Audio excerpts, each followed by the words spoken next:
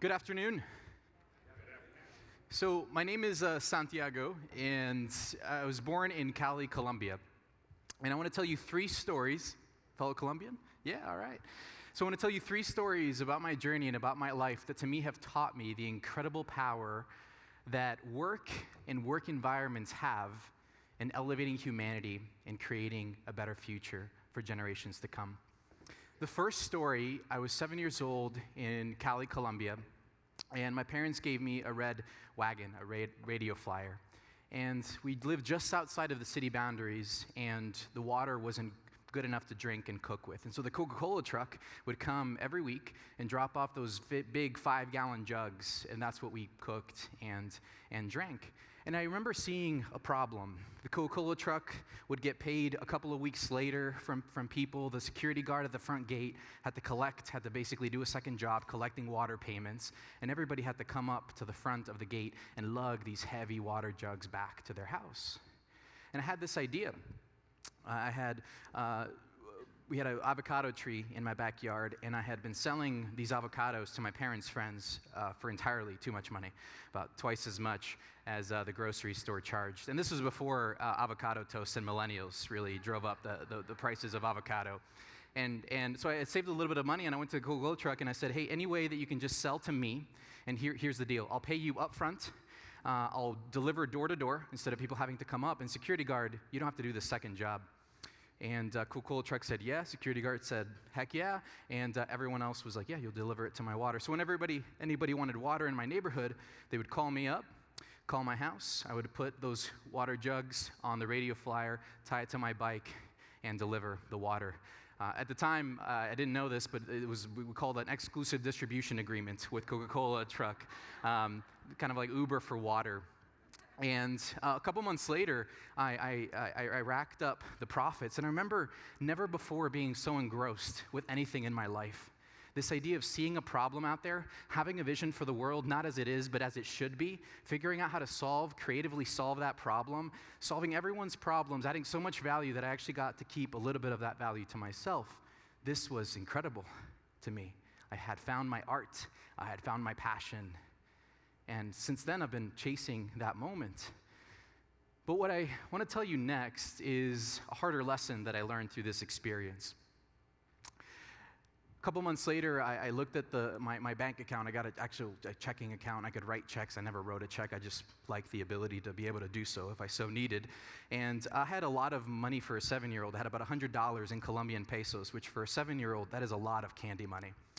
And we had these fancy imported candy bars called Snickers, and I decided to spend most of my money on Snickers. And so I did, and on a glorious Saturday afternoon, I consumed most of the Snickers, about 12 bars. Yeah, it was a great sugar high, and then my mom asked if I could go to the grocery store with her. And so I did. I tagged along, and we stopped at the first stoplight on the way to the grocery store. And like most stoplights in Cali, Colombia, there was homeless kids begging, tapping on the window, putting out their, greasy hands and trying to figure out if we could give them enough money to get the next meal because they were hungry. And here I am sitting in the back seat with literal chocolate around my lips, just having gorged myself on Snickers. And I realized there's something missing with this idea of me creating this business, getting profit, and spending it for myself on Snickers when there's so much need out there. So I went back home, went to the grocery store, and I decided to spend the rest of my money on bread and cheese and hams, and we made sandwiches, wrapped them up, put them in a cooler in our back seat, and the very next stoplight on the way back home, the kids knocked on our window, and we gave them a sandwich. And for me, that completed the missing puzzle piece in what I was doing. This taught me that mission matters. It wasn't enough that I loved what I was doing. It wasn't enough that I was good at it, and it wasn't enough that I was making money. It needed to be for something meaningful, for something worthwhile, and consuming the profits for myself were not that. Since then, I've learned this concept. In Japan, they have called ikigai. Anybody here familiar with it? Yeah, it's awesome. So it's this idea that ikigai is a reason for being, and it's the overlap between what we love, what we're good at, and what we can be paid for and what the world needs. And if we can be in the middle of that overlap, of that Venn diagram, that's what success is for me. How can I chase places in not just that I'm good at and I could get paid for, right? That's a profession. How can I have a passion, a mission, and my vocation all rolled up into one? And how can I create work spaces that provide opportunity for ikigai to others? And so for me, this first story was all about how do we create these places of ikigai that's not just about being good at it and getting paid for, but for something deeper. I love Khalid Kaleem, works for an organization, leadership organization called Reboot, and he wrote this quote recently, and I saw it about 2 weeks, and it just floored me, because I think it hit the essence, the zeitgeist of our era, right on the head. There's a fundamental shift happening in the way that people view work. It's not just a job or a paycheck anymore. Our work is the expression of our natural gifts intersecting with the needs of the world, and this is the purest realization of human potential. If we can create places that deliver ikigai spaces for others, it becomes more than a job, more than a paycheck. It becomes a calling, a reason for being. And this is actually backed up by Glassdoor data. So Glassdoor did a study about why people go to work for a company and why they stay. You remember the times where people stayed 20, 30, 40 years in a job? And that was common? Right, those days are no longer the case. And what kept people 20, 30, 40 years in organizations? Anybody take a guess? Compensation, benefits, job security. Today, compensation and benefits is the 7th most important reason for why employees say they go work for a place and stay at a place. Above that, you've got work-life balance, business outlook, career opportunities, senior leadership, and cultural values. Those top 6 are non-economic value propositions that employees are seeking from their work. Yet most organizations out there have become really good at delivering the 7th most important thing, but not yet excellent at delivering the full spectrum of value propositions that employees and people truly want from their work. The second story, I was 9 years old, still in Colombia. I'm the awkward child there in the yellow with the awful mushroom bowl cut. And I read Robinson Crusoe, and I became completely obsessed with building my own treehouse. And I talked Dad and my little brother, Felipe, into this. And this was a Sunday morning, and it was time to get ready to go to church, just right diagonally across the street. And I said, hey, Dad, any way that we can skip church today and that we can finish building a treehouse? We got to get these palm fronds on. They're drying out. So Dad is a smart man. He says, go ask Mom. So I did. Mom approves a skip. We keep working. About 45 minutes later, we hear some gunshots really close by. I thought they were car backfiring, because that's what my parents told us every time there were gunshots around us, that there was a car backfire. I thought cars backfired a lot growing up. And for a couple hours later, we found out that the leftist militia groups, the guerrillas, they had, in 2 trucks, came into the church, told everyone there was a bomb in the building, that they were the army, the military, and that everyone needed to evacuate into these 2 trucks. Over 120 people were kidnapped for ransom that day, shipped to the Colombian jungle, had to sell cars and houses to get their loved ones back. Thankfully, everybody made it back, but as you can imagine, a year of uncertainty of where your loved ones are is an incredibly difficult and traumatic time for a family and a community. And we thought that they were looking for us as well, and so it was kind of like looking behind our shoulder all the time. So it was hard. So my parents decided to make an extremely courageous move that I'll forever be grateful for. They decided to leave their business, their language, their culture, their friends behind to give my brother and I a better life and a better future in the U.S. They got a work visa, and we moved to South Florida, and I came here when I was in 5th grade. And I had to learn English and figure out how to adapt to an entirely new culture and way of being.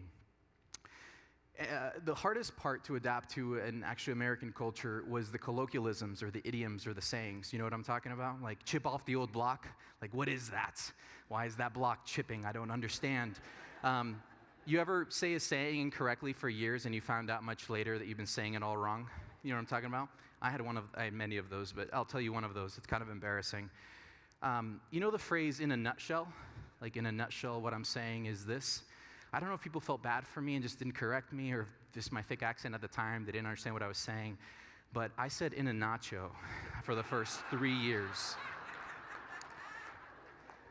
We don't even eat nachos in Colombia, to be clear.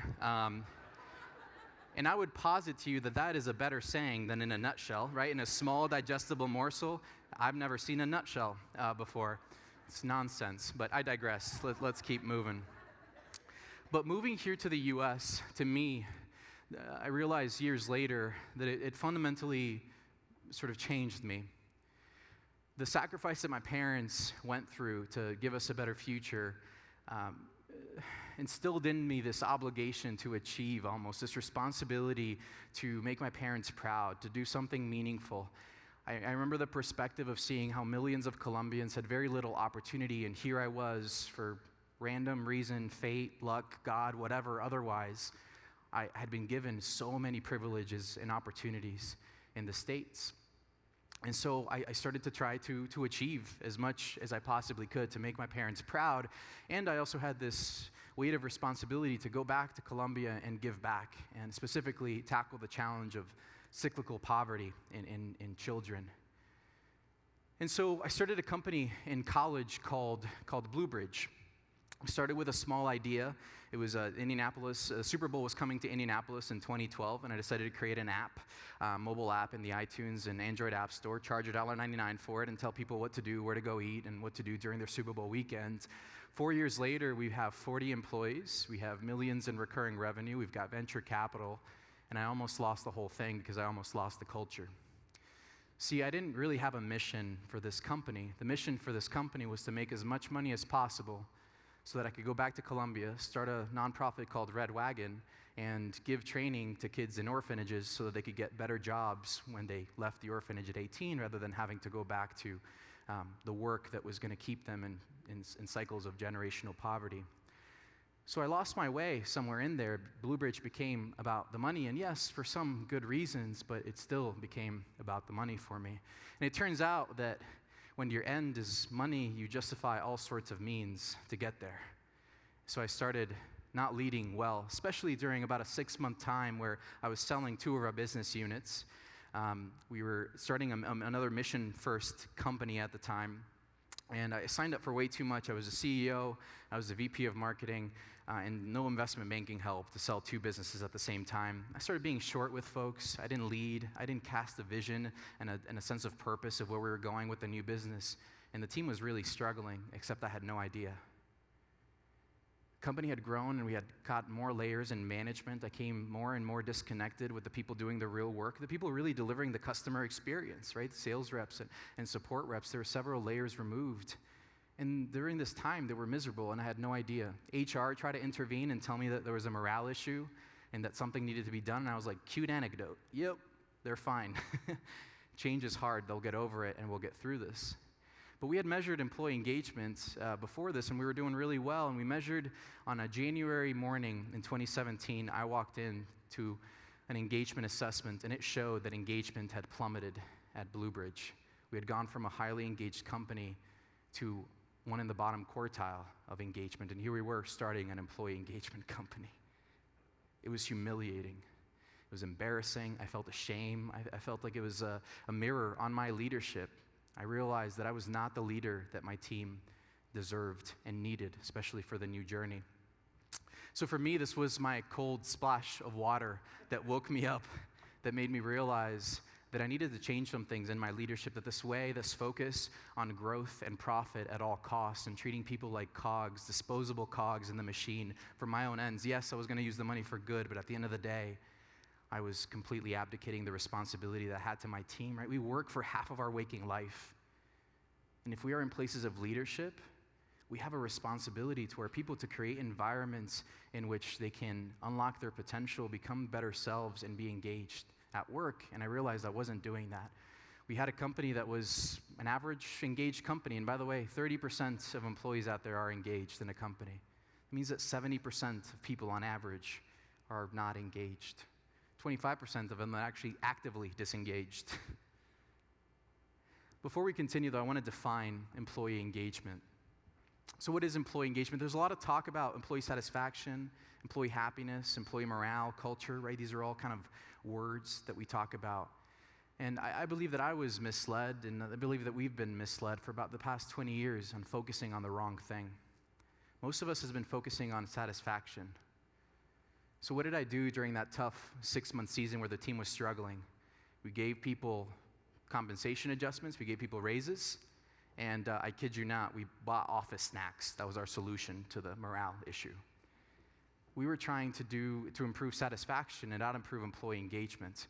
Now, before I even define either of the terms, can you think about people in your team or in your company that are very satisfied but not at all engaged? See a few light bulbs, right? Some folks, yeah. Satisfaction is completely different than employee engagement. So employee engagement, easiest way to remember it is head, heart, and hands. It's an employee's intellectual connection, their emotional connection, that comes out, that is animated by their hands, their commitment and vigor and energy toward moving forward the company's vision and goals. Easiest way to think about that is you think about any team member in your team that is just absolutely on fire. They show up on a Monday and they're like, where are we going? Put me in, coach. What's our vision? What are our goals? And how do I give my best and full self toward that? Satisfaction is completely different. Satisfaction is a leaning back posture of consuming the rewards and the benefits and the paycheck of the job and leaning back and being comfortable. It's not at all like engagement, like leaning in. And it turns out, I'm not sure about you, but I've never grown as a person in times when I've been satisfied and leaning back. When I look back at the growth moments of my life, it's when I've been engaged, leaning forward, stretching, doing something meaningful. And in that stretch, I have to grow new capabilities to be able to meet the expectations of me, not satisfied. And it turns out, at the end of the day, Gallup and Bain and Company ended this debate, by the way. Gallup and Bain and Company state, they did a study, and engaged staff is 44% more productive than satisfied staff. So when we look at what's best for people and what's best for business, employee engagement is that place that if we can create an ikigai environment inside of our organization, people can unlock their potential and do better for the organization and move it forward. And so for me, data was my cold splash of water. No matter how many times folks try to tell me that there was something wrong, I didn't believe it. But this data, I couldn't argue with. So I wanted to leave you with this question. Do we truly know what's in the hearts and minds of our people, of our teams? Do we have high conviction and confidence that we're not just relying on ping pong tables and branded jackets and prettier offices to engage our team when in fact those things do not drive engagements? I'm actually going to be out there. I'm not selling books. I'm actually giving them away. I hear that on eBay, if I sign it, the resale value goes down, but I'd be happy to do so for you if you'd like. So I brought a stack of books. I'd be happy to sign those. I'll be out in the lobby. And if you either want a book or want to talk about how we get more conviction and confidence in some of your culture issues on how to fix it and how to create more engaging environments that unlock the potential in people, I think if we can create those environments, we can create conscious cultures that elevate humanity, that create meaning and purpose in half of our people's waking life. That's how long we work. And we have an incredible opportunity and responsibility as leaders to create places of ikigai to elevate humanity for the future. Thank you so much.